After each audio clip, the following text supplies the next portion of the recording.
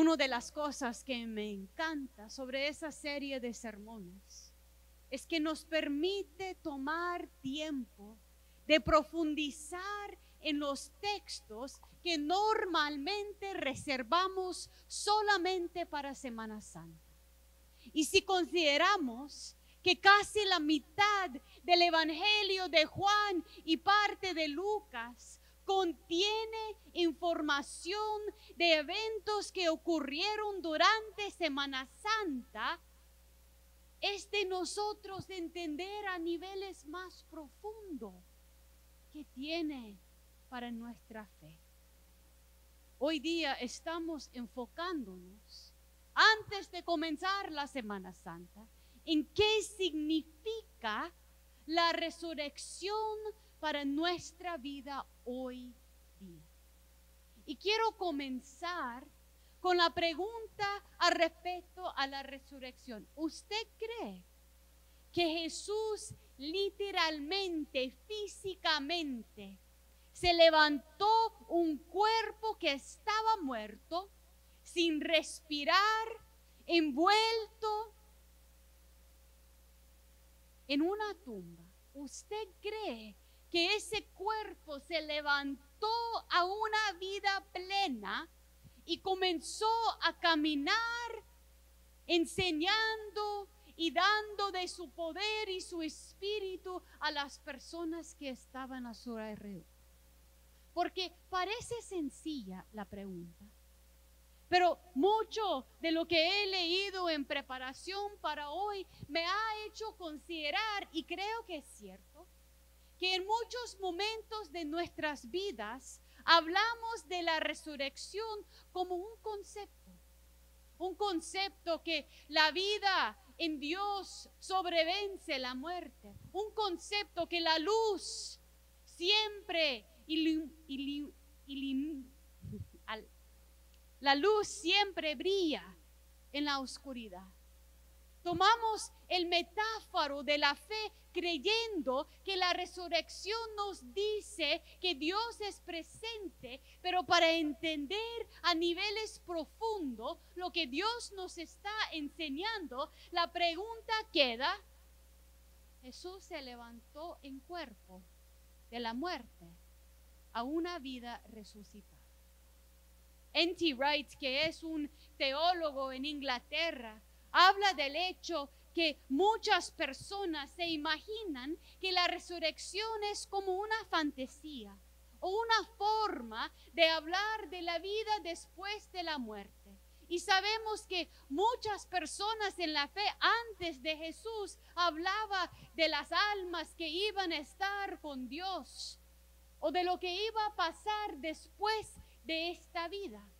Pero dice N.T. Wright que las personas caminando con Cristo sabían que la resurrección de un cuerpo era algo muy, muy distinto.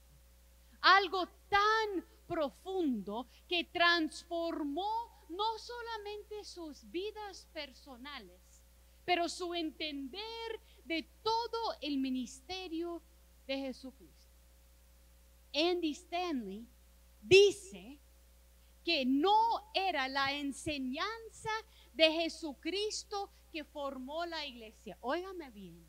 No era la enseñanza de Jesucristo que formó la iglesia, más bien era el poder de Dios manifestado en la resurrección que cambió tanto el entender de los discípulos que el movimiento que ellos pensaban que murió en la cruz se levantó y de repente entendían lo que Jesús les había enseñado por muchos días y nunca habían captado.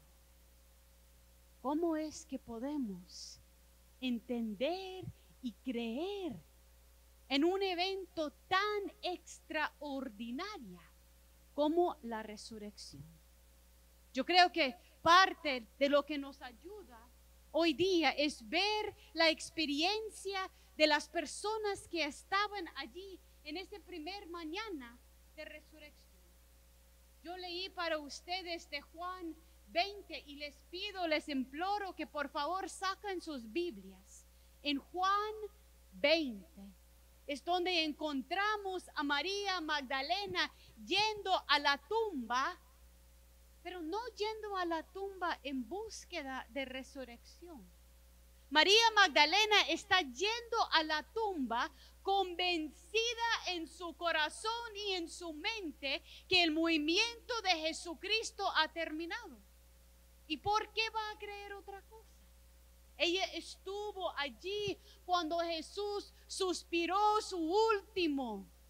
Estuvo allí cuando bajaron su cuerpo de la cruz. Tal vez estaba viendo desde lejos cuando Nicodemo y Joseph de Arimatea pidieron el cuerpo muerto de Jesús para llevarlo y ponerlo en esa cueva, esa tumba que le correspondía a las familias de ellos.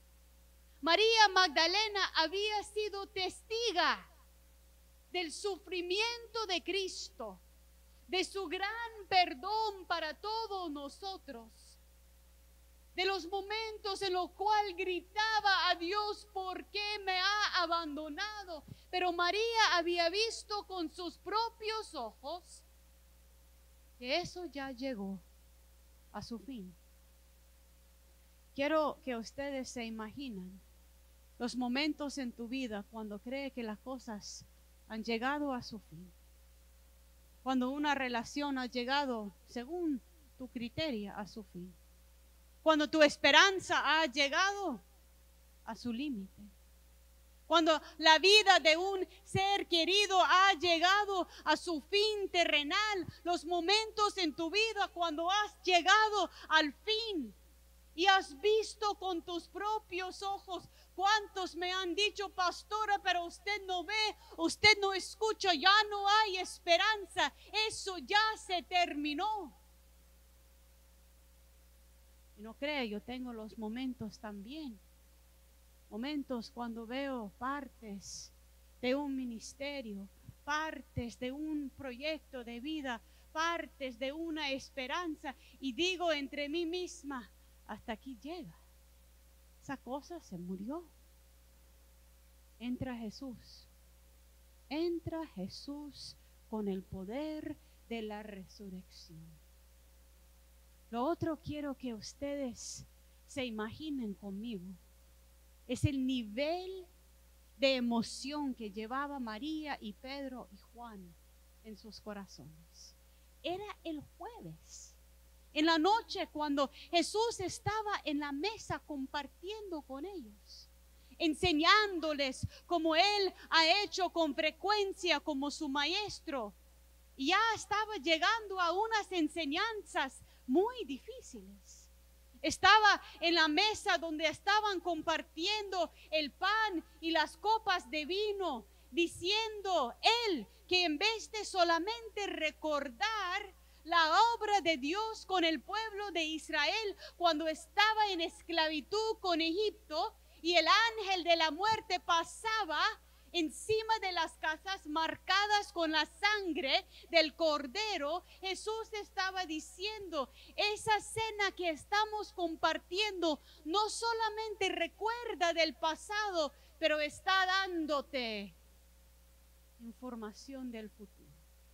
Y ese pan en esa mesa de Pascua, que era símbolo del maná que Dios proveía en el desierto al pueblo, ese pan no es solamente símbolo de maná, es símbolo de mi cuerpo, que un día después va a estar quebrantado por ustedes. Y esa copa que era de unas de las promesas de Dios, ahora esa copa no tiene vino, pero tiene símbolo de mi sangre derramado por el perdón de tus pecados, la copa de un pacto nuevo. ¿Qué está haciendo Jesús? Eso fue jueves en la noche. Menos de 24 horas. El viernes a las 3 de la tarde, Jesús está suspirando su último suspiro como un Cristo encarnado. Menos de 24 horas. Tan rápido pasó la cosa que María Magdalena y las otras mujeres, con la tarea de preparar el cuerpo para el sepulcro, no tenían el tiempo. No creían que iba a pasar tan rápido, aunque Jesús decía a cada rato que iba a tener que morir. Entonces bajan el cuerpo de Jesús de la cruz, digamos a las 3:30, 4, y tienen solamente hasta la puesta del sol, cuando comienza el Sabbat, que en el pueblo judío es muy importante. No se puede enterrar, trabajar, hacer nada. Entonces ese cuerpo de Jesús bajado de la cruz, y con prisa van Nicodemo y Joseph de Arimatea a pedir el cuerpo y ponerle en una tumba sin ninguna especia, ninguna preparación. Y esas mujeres estaban esperando que Sabbat más larga esa. Ay, Dios mío, ¿cuándo podemos ir a preparar el cuerpo de Cristo? A despedirnos de nuestro Maestro, a poner fin de ese movimiento, a quebrantar de corazón, a dejar soltar todas las lágrimas que la muerte trae. Era una eternidad esperar hasta el domingo en la mañana. Entonces cuando llega María y ve que la tumba ha sido tocada, no está pensando en resurrección, está pensando que alguien robó el cuerpo. ¿Y por qué no? Había visto tanta injusticia en los días anteriores, tantos pecados, tanta necesidad de misericordia que no existía. María estaba pensando en un mundo quebrantado, en el pecado de otros que iban a robar hasta el cuerpo de su maestro. Pero Dios no había terminado con la historia. Hay que apreciar que María y Pedro y Juan nunca jamás pensaba en resurrección. Igual que usted y yo en los momentos difíciles. Pero Dios entra. Dios entra con un poder supernatural. Dios entra con un poder que no es nada nuestro. Dios entra con un poder que entra en la historia y cambia tu vida, mi vida, la vida de María, y cambia el estado de Cristo de muerto a vivo. Él está vivo. Y no es un metáforo, no es una fantasía, no es una forma de decir que tal vez vamos a pasar la eternidad con Dios o que Dios está con nosotros. Era histórico y físico. Jesús se levantó de la muerte. Y eso cambió todo. Cambió todo. Para María, para Pedro y para Juan. Y lo interesante, y quiero que ustedes reflexionen en eso, aún después de ver los ángeles en el Evangelio de Lucas, los ángeles hablan con María, le dicen: ¿por qué buscan al vivo en medio de la muerte? ¿Por qué creen que la injusticia, el pecado y la muerte de este mundo va a tener la última palabra? ¿Por qué buscan tu fe en medio de tu sufrimiento? Él está vivo. Porque Él vive, yo viviré. Él está vivo. Es poderoso considerar que no era la enseñanza de Cristo que formó la primera iglesia. Fue el poder de Dios levantarle desde la muerte que transformó la vida de María, Juan y Pedro. Y en esa transformación aún había trabas, porque Jesús está allí en el jardín en Juan 20. Y Jesús comienza a hablar con María y María cree que Jesús es ¿quién? El jardinero. Hasta que Jesús le llama por su nombre. Rabí, le dice, y se tira a sus pies. Es el Cristo resucitado. Y Pedro y Juan. Pedro y Juan, después de entrar en la tumba y ver que está vacía y ver que ellos han perdido el mensaje que Cristo había estado preparándoles, después de eso Jesús aparece en el aposento alto y les comparte. ¿Qué hace en el aposento alto? Además de pasar por la pared, come. Es importante ver que come. ¿Por qué come Jesús ahí? Porque al comer les muestra que no es un fantasma, no es un espíritu. Un espíritu no va a comer un pescado. Un espíritu no va a preparar una fogata con pan y peces a la orilla del mar. Jesús no es un espíritu, Jesús está en carne viva porque Dios ha vencido la muerte con la resurrección.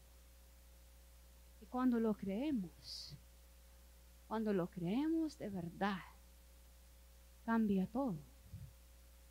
Cambia todo. Yo no sé ustedes, pero una de las preguntas más profundas en la fe es una pregunta con respecto al sufrimiento. ¿Por qué un Dios bueno y soberano, un Dios con poder, un Dios con misericordia y compasión, por qué un Dios bueno permite las malas cosas pasar a la gente buena? ¿Por qué tanto sufrimiento, Señor? ¿Por qué permite otra vez, Señor, que un hombre se levanta y quitar la vida de 5 mujeres asiáticas por la que le echa la culpa de algo que nada que ver? ¿Por qué permite, Señor? ¿Por qué permite que la injusticia y la corrupción continúa en países donde nuestra gente sufre? ¿Por qué, Señor?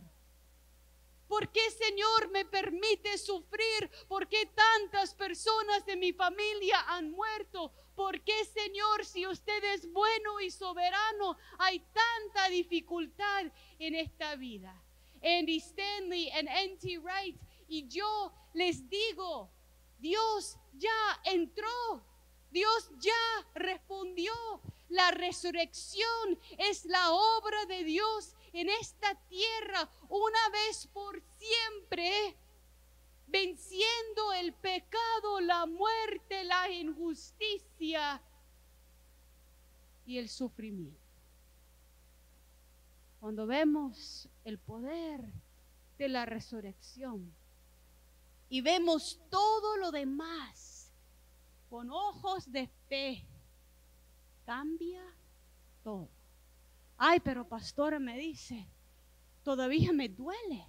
Yo sé, a mí me duele mucho unos días.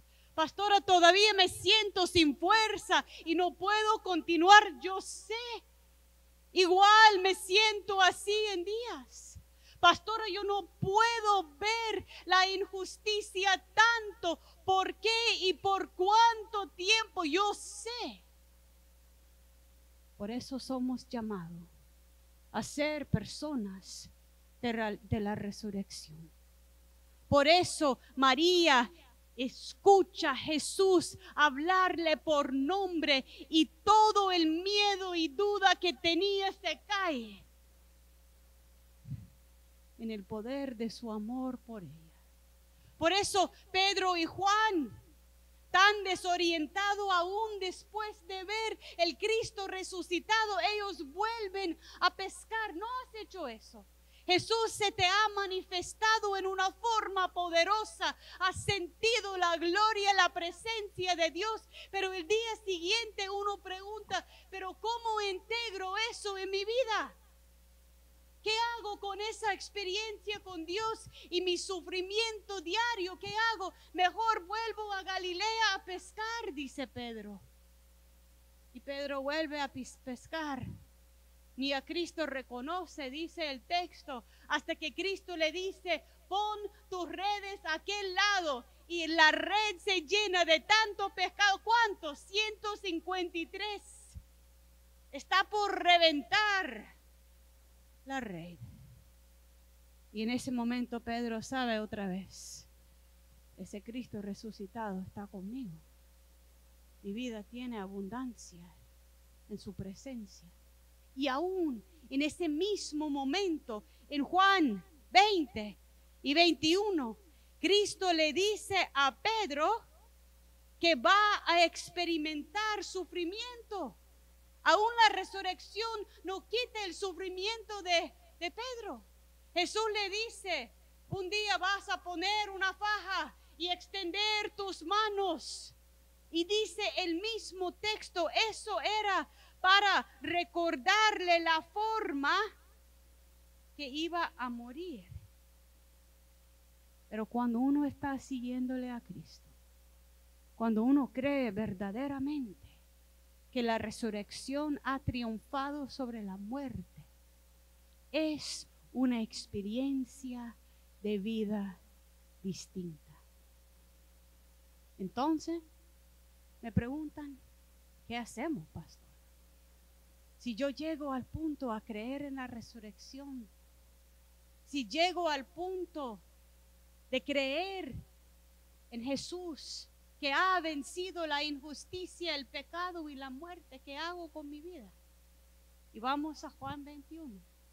Después de haberle negado Pedro, después de haber vuelto a pescar en Galilea, aunque había visto al Cristo resucitado y la tumba vacía, después de todo eso, Cristo se queda cara a cara con Pedro en Juan 21, comenzando con el verso 15. Cuando terminaron de desayunar otra vez, no puede ser un espíritu comiendo. Jesús le preguntó a Simón Pedro, Simón, hijo de Juan, ¿me amas más que estos?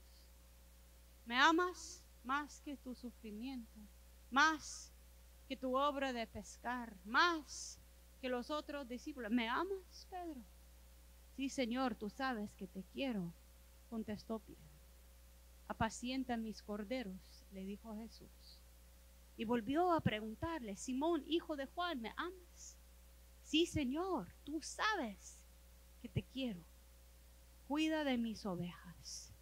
Por tercera vez Jesús le preguntó, Simón, hijo de Juan, ¿me quieres? A Pedro le dolió que por tercera vez Jesús le hubiera preguntado, ¿me quieres? Así le dijo, Señor, tú lo sabes todo, tú sabes que te quiero. Ok, dice Jesús, apacienta mis ovejas.